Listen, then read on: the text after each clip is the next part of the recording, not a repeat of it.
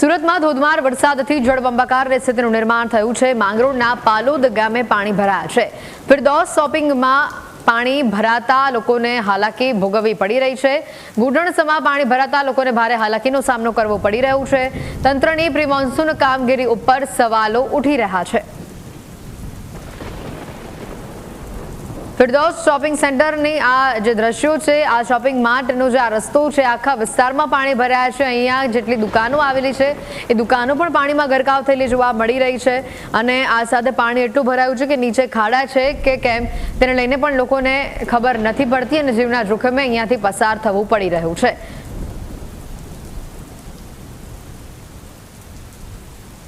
સુરતના માંગરોળના પાલોદ ગામથી આ તસવીરો સામે આવી રહી છે। ફિરદૌસ શોપિંગ મોલ જ્યાં આવેલું છે તે પાસે આ પાણી ભરાયેલું છે। લોકોની દુકાનની અંદર અત્યારે પાણી ઘૂસી જાય તેવી પરિસ્થિતિનું નિર્માણ થયું છે અને આ પાણીમાંથી દુર્ગંધ પણ આવતી હોવાના કારણે કેટલી દુકાનો અત્યારે અહીંયા બંધ જોવા મળી રહી છે। દુકાનદારોએ આજે દુકાનો ખોલી નથી।